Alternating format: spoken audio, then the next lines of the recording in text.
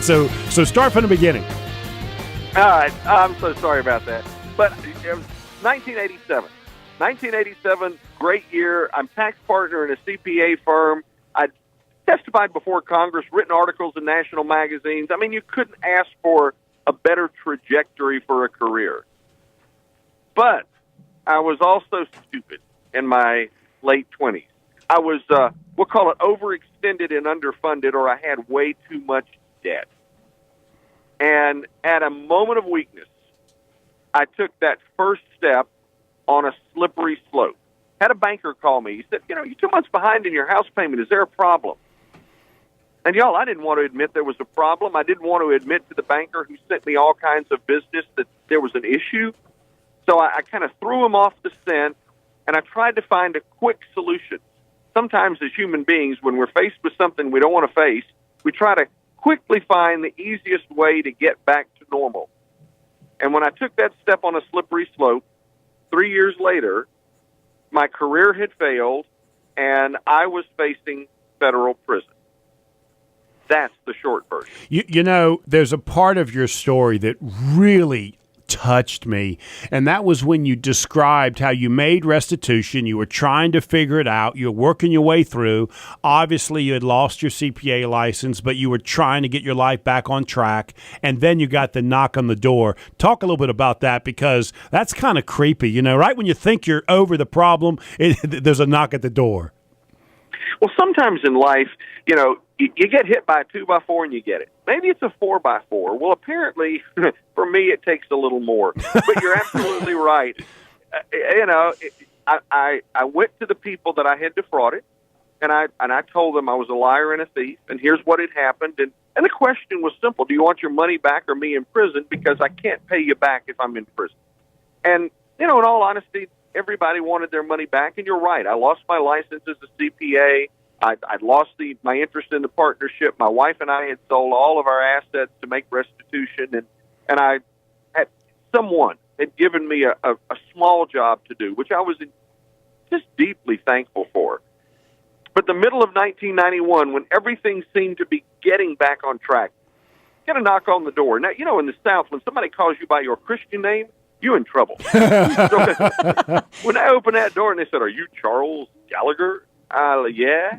Well, one pulls out a gold badge from his pocket. He was with the Criminal Investigation Department. We're losing you, Chuck. You still there? Yeah, you there, Chuck? Yep, we're there. Okay. I'm here. Okay, good. Okay. All right. One of the things I'd like you to talk about is you describe this, and I want small business people to really hear this. It is that you put yourself, or your organization put you in a position or a opportunity that you were able to take advantage of that. Talk about that, because I want small business people to hear you do need processes and systems in place so that you're not because you distrust your employees, because you don't want to put them in that opportunity or that position that they may even consider doing something that you did. You're absolutely right. And here's the thing. Wait a minute, Chuck, on this show we say exactly. Oh, exactly. There you go. There you go. I still want to say, I'm sorry. Go ahead. Well. Okay. I think that's what he said after they said, "Is your name Charles?" Yeah, that's right. Is your name Charles Gallagher? Then I said, "Oops." No, I'm Bernie Madoff. Oh, I'm sorry. No, I didn't do that either. Oh, that's a terrible comeback. Yeah, no kidding. Anyways, talk about opportunity. Let's go back to what you said, because you're absolutely right. There's three parts to what happened. There was a need. I had a need for money. There was an opportunity. I found a way to solve the need. And the third part is rationalization. You can't step on a three-legged stool with only two legs on it. So if you can rationalize your behavior, then somehow you can do something. Smart people will make dumb choices. And in a business, it's important to recognize that if you can remove opportunity, you eliminate functionally the ability of someone to do something wrong and put your business at risk. And you know, Chuck, when I listen to you say this, and because I've got a personal experience that I had a personal secretary steal about $20,000 from me back, Whoa. and honestly, I get it, right? I was afraid to put these systems and process in place because I didn't want her to think I did not trust her. But after hearing you, it really is helpful to her. If I would have put these systems and processes in place, it makes you feel more comfortable that opportunity is not even there. That's absolutely true. And look, let me be real clear. My partners had nothing to do with what I did. They didn't have anything to do with it. But I will say this. We were accountants. We knew what the systems were, and had we put a system in place that required 2 signatures on a check, I could never have taken that first step on the slippery slope. So you're right. When you put systems in place, it's not because of distrust.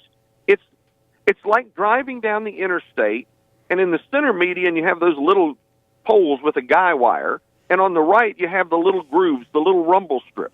Well, the state spends the money to do that, not because they just want to spend money. They want to keep people between the lines. They want to keep them safe. And in business, when you put systems in place, you're saying, I care enough to keep you safe. Yeah, so you gave us one good example of a system, which is 2 signatures. What else can a business do to put some things in place so that people don't go down the slippery slope? Well, you know, Nicole, one of the things that most businesses are really afraid to do is to honestly look at their employees and recognize what's happening in their personal life. This is kind of a weird way to put this, but if you're standing in the middle of the I see where you're forest, going with that. Yeah. if you're standing in the middle of the forest and you say, what's the tallest tree? You're all in it, you can't tell. Step away, because here's the thing. If a person has financial difficulties, if you've got an employee that's getting calls from creditors, they've got a financial problem. That doesn't mean they're bad people. What it does mean is they'll be tempted. Or if a person comes to work and, you know, if somebody comes to work and said, man, my wife left me yesterday and I don't know what I'm doing, there's a relationship problem. And I'm probably not 100% on my job and focus. Or if I come to work and say, wow, I just went to the doctor and I found out I've got prostate cancer. Now, I was diagnosed with prostate cancer when I was 47. And the truth of the matter is, for 9 or 10 months before treatment, I wasn't 100% focused. So if there's a financial problem, a relationship problem, or a health problem, it doesn't mean someone will do something wrong, but it does mean their life is out of balance and they will be tempted. Yeah, observe that and help them not be tempted. Chuck, we've got to take a break. Can you hang on till after the break? Absolutely. I want to continue to talk. Before we go to break, how can people reach you if they want to reach you and either buy your book or hear you speak? Easiest thing to do is chuckgallagher.com. Or if you want to call, because I get calls all the time, the number is 828-244-1400.